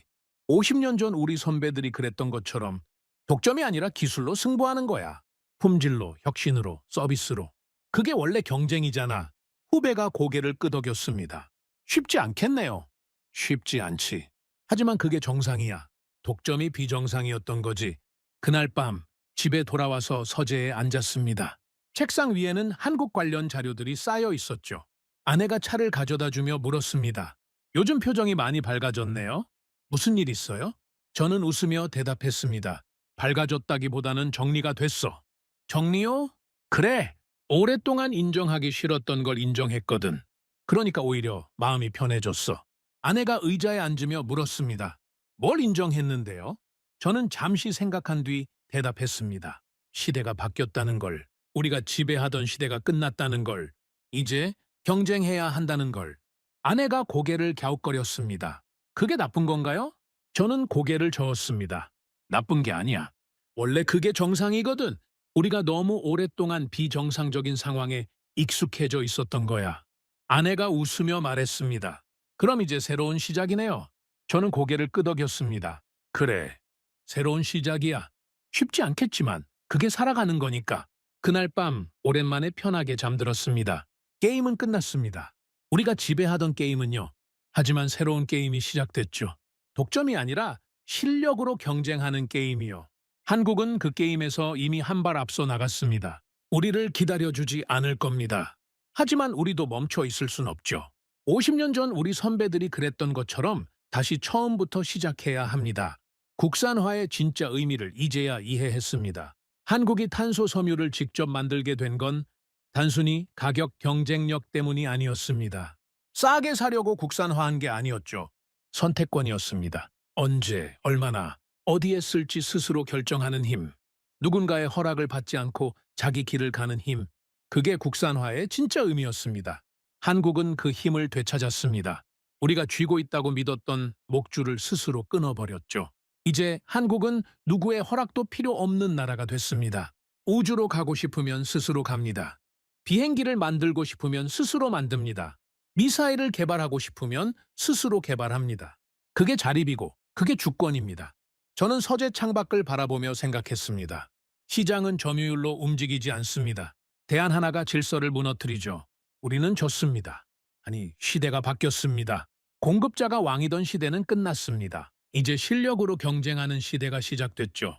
그리고 그 새로운 시대에서 한국은 이미 달리고 있었습니다. 게임은 끝났습니다. 하지만 새로운 게임은 이제 막 시작됐죠. 저는 일본의 기술을 믿어왔습니다. 32년간 이 업계에서 일하면서 단 한 번도 그 믿음이 흔들린 적이 없었죠. 우리가 쌓아온 50년의 데이터, 수만 번의 실패에서 배운 노하우, 세계 최고 수준의 품질, 그건 진짜였습니다. 지금도 진짜이고요. 하지만 한 가지를 인정해야 할 것 같습니다. 기술이 전부는 아니었다는 걸요. 며칠 전 오랜만에 한국 출장을 다녀왔습니다. 효성 전주 공장을 방문했죠. 경쟁사의 공장을 방문한다는 게 묘한 기분이었습니다. 몇 년 전만 해도 상상할 수 없는 일이었죠. 공장에 들어서는 순간 저는 놀랐습니다. 규모가 아니었습니다. 우리 공장이 더 크죠. 장비도 아니었습니다. 비슷한 장비를 쓰고 있었으니까요. 분위기였습니다. 젊은 연구원들이 복도를 바쁘게 오가고 있었습니다. 눈빛이 살아있었죠. 회의실에서는 열띤 토론 소리가 들려왔습니다. 실험실에서는 새로운 공정을 테스트하고 있었고요. 그 모습이 어딘가 익숙했습니다. 한참을 생각하다가 깨달았죠. 40년 전 우리 모습이었습니다. 일본 탄소 섬유 산업이 막 성장하던 시절, 모든 게 새로웠고 모든 게 도전이었던 시절, 실패해도 다시 일어났고 성공하면 더 높은 목표를 세웠던 시절. 그때 우리도 저런 눈빛을 하고 있었죠. 언제부터인가 우리는 그 눈빛을 잃어버렸습니다. 세계 정상에 올라서면서 도전 대신 안주를 택했죠. 혁신 대신 유지를 선택했고요. 공장 견학을 마치고 한국 담당자와 차를 마셨습니다. 타카하시 부장님, 솔직히 여쭈어봐도 될까요? 네, 말씀하세요. 일본 입장에서 한국의 성장이 어떻게 보이십니까? 저는 잠시 생각한 뒤 대답했습니다. 솔직히 말씀드리면 처음에는 무시했습니다. 한국이 탄소 섬유를 만든다고 했을 때 웃었죠. 50년 걸린 기술을 어떻게 따라잡겠냐고요. 담당자가 고개를 끄덕였습니다. 그랬을 거예요. 저희도 처음엔 자신이 없었으니까요. 저는 말을 이었습니다. 그런데 틀렸습니다. 한국은 따라잡았어요. 아니, 정확히 말하면 따라잡은 게 아니라 다른 길을 개척했죠. 담당자가 물었습니다. 다른 길이라니요? 저는 설명했습니다. 우리 일본은 혼자 걸어왔습니다. 기업 혼자서 50년간 투자하고 실패하고 성공했죠. 하지만 한국은 달랐어요. 정부, 기업, 연구소가 함께 움직였습니다. 실패를 공유하고 성공도 공유했죠. 그 방식이 더 빨랐습니다. 담당자가 웃으며 말했습니다. 그게 저희 방식이에요. 혼자 가면 빨리 가지만 함께 가면 멀리 간다고 하잖아요. 저는 그 말에 고개를 끄덕였습니다. 좋은 말이네요. 우리도 배워야 할 것 같습니다. 한국을 떠나 비행기에 오르면서 창밖을 바라봤습니다. 한반도가 점점 작아지고 있었죠. 저는 생각했습니다. 한국이 해낸 건 단순한 기술 추격이 아니었다고요. 시간을 동맹으로 만든 거였습니다. 보통 시간은 선발 주자의 편입니다. 먼저 시작한 쪽이 더 많이 축적하고 더 멀리 앞서가죠. 후발 주자는 그 격차를 좁히기 어렵습니다. 하지만 한국은 시간을 다르게 썼습니다. 단기 손실을 감수하면서 장기 투자를 했죠. 당장의 이익보다 미래의 자립을 선택했습니다. 그 선택이 쌓이고 쌓여서 지금의 결과가 된 거예요. 집에 돌아와서 아내에게 출장 이야기를 했습니다. 한국 공장 어땠어요? 저는 잠시 생각한 뒤 대답했죠. 대단했어. 우리가 40년 전에 가졌던 열정이 거기 있었어. 아내가 물었습니다. 부러운 거예요? 저는 고개를 끄덕였습니다. 부럽다기보다는 반성이 됐어. 우리가 언제부터 저런 열정을 잃어버렸을까 하고. 아내가 웃으며 말했습니다. 그럼 다시 찾으면 되지 않아요? 저는 한숨을 쉬었습니다. 쉽지 않아. 한번 잃어버린 열정을 되찾는 건 처음 갖는 것보다 어렵거든. 며칠 후 업계 세미나에 참석했습니다. 주제는 글로벌 탄소 섬유 시장 전망이었죠. 발표자가 스크린에 그래프를 띄웠습니다. 향후 10년간 탄소 섬유 수요는 연평균 12%씩 성장할 것으로 예상됩니다. 특히 우주 항공, 수소 에너지, 전기차 분야에서 수요가 폭발적으로 증가할 전망이죠. 스크린에 국가별 생산 능력 비교 차트가 떴습니다. 일본이 여전히 1위였지만 한국이 빠르게 추격하고 있었죠. 발표자가 말을 이었습니다. 주목할 점은 한국의 성장 속도입니다. 불과 5년 전만 해도 한국은 이 차트에 이름을 올리지 못했습니다. 하지만 지금은 세계 4위 생산국이 됐죠. 이 속도라면 3년 내에 3위로 올라설 가능성이 높습니다. 회장에서 웅성거리는 소리가 났습니다. 일본 업계 사람들이 불편해하는 게 느껴졌죠. 세미나가 끝나고 오래된 동료와 이야기를 나눴습니다. 다카하시, 어떻게 생각해? 한국이 저렇게 빨리 올라올 줄 알았어? 저는 고개를 저었습니다. 솔직히 몰랐어. 우리 모두 한국을 과소평가했지. 동료가 한숨을 쉬었습니다. 이제 어떻게 해야 하지? 가만히 앉아서 추월당할 순 없잖아. 저는 잠시 생각한 뒤 대답했습니다. 경쟁해야지. 원래 그게 정상이잖아.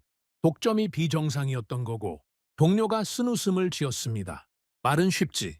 30년 넘게 독점에 익숙해진 사람들한테 경쟁하라고 하면 어떻게 받아들이겠어? 저는 고개를 끄덕였습니다. 쉽지 않겠지. 하지만 선택의 여지가 없어. 경쟁하거나 도태되거나. 둘 중 하나야. 집에 돌아와서 서재에 앉았습니다. 책상 위에는 32년간 모아온 자료들이 쌓여 있었죠. 탄소 섬유의 역사, 기술 발전 과정, 시장 분석 보고서들. 저는 그 자료들을 하나하나 넘기며 생각했습니다. 이건 기술 패배가 아니다.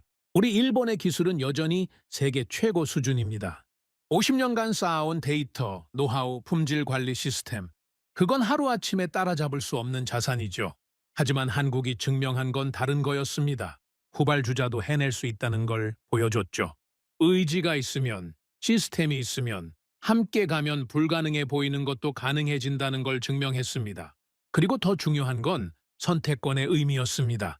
한국이 탄소 섬유를 직접 만들게 된 건 단순히 돈을 아끼려는 게 아니었습니다. 누군가의 허락 없이 자기 길을 가려는 거였죠. 우주로 가고 싶을 때 갈 수 있는 나라, 방위 산업을 키우고 싶을 때 키울 수 있는 나라, 수소 경제로 전환하고 싶을 때 전환할 수 있는 나라. 그게 자립이고 그게 주권입니다.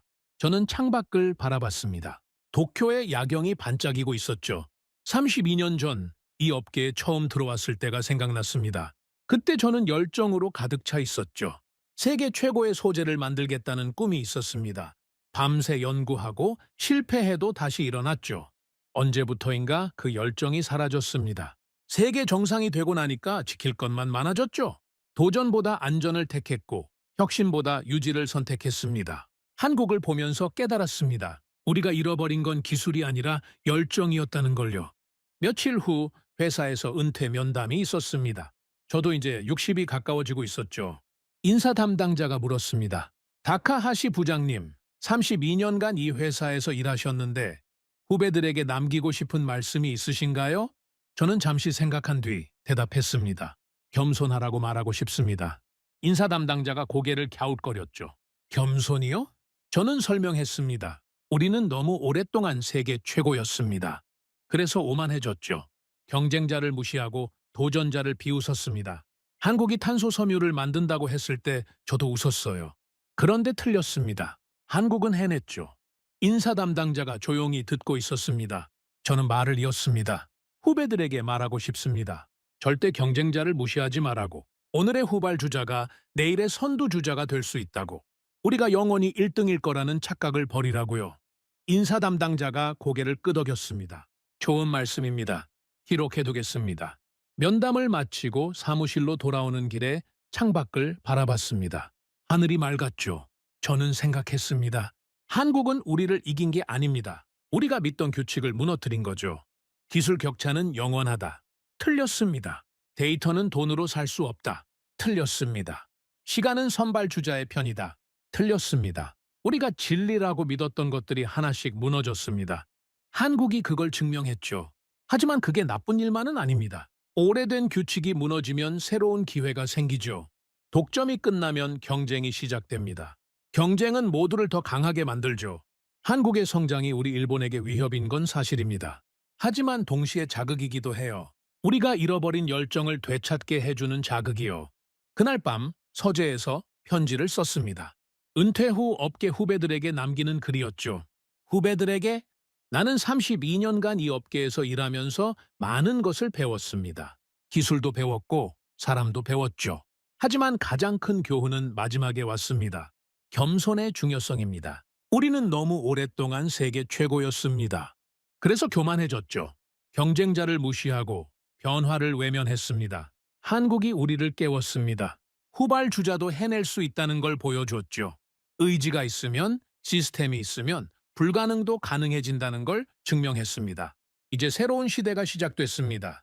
독점의 시대가 끝나고 경쟁의 시대가 왔죠. 쉽지 않을 겁니다. 하지만 원래 그게 정상입니다. 50년 전 우리 선배들도 그렇게 시작했습니다. 아무것도 없는 상태에서 세계 최고가 됐죠. 우리도 할 수 있습니다. 다시 처음부터 시작하면 됩니다. 열정을 되찾으세요. 도전을 두려워하지 마세요. 경쟁자를 존중하되 지지는 마세요. 이 싸움은 끝나지 않았습니다. 새로운 싸움이 시작된 거죠. 다카하시 마사토 드림. 편지를 다 쓰고 펜을 내려놓았습니다. 창밖으로 새벽빛이 들어오고 있었죠. 밤새 글을 쓴 거였습니다. 저는 창문을 열고 새벽 공기를 마셨습니다. 차가운 공기가 폐를 채웠죠. 한국은 시간을 동맹으로 만들었습니다. 우리는 시간에 안주했죠. 한국은 실패를 자산으로 만들었습니다. 우리는 실패를 숨겼죠. 한국은 함께 갔습니다. 우리는 혼자 갔죠. 그 차이가 결과를 만들었습니다. 하지만 아직 끝나지 않았습니다. 이건 끝이 아니라 새로운 시작이죠. 경쟁은 모두를 강하게 만듭니다. 한국이 강해지면 우리도 더 강해져야 하죠. 그게 발전이고 그게 역사입니다. 저는 창밖의 하늘을 바라봤습니다. 어딘가에서 위성들이 지구를 돌고 있겠죠. 일본 위성도 한국 위성도 같은 하늘 아래, 같은 우주를 향해 경쟁하지만 함께 가는 거죠. 그게 새로운 시대의 모습일 겁니다. 저는 조용히 창문을 닫았습니다. 32년간의 여정이 끝나가고 있었습니다. 하지만 새로운 여정은 이제 막 시작됐죠. 한국이 보여준 건 기술만이 아니었습니다. 의지의 힘이었죠. 포기하지 않는 집요함이었습니다. 그건 존경받아 마땅합니다. 경쟁자를 존경할 줄 아는 것. 그게 진짜 강자의 자세 아닐까요? 저는 책상 위에 편지를 봉투에 넣었습니다. 새로운 시대가 밝아오고 있었습니다. 오늘의 사연은 여기까지입니다. 구독과 좋아요는 영상 제작에 아주 큰 힘이 됩니다. 지금까지 감동테라스 저는 소희였습니다. 오늘도 우리 구독자님들의 가정에 따뜻한 행복이 가득하시길 진심으로 바라겠습니다. 긴 영상 끝까지 시청해주셔서 정말 감사합니다. 내일 더 좋은 이야기로 찾아뵙겠습니다. 감사합니다.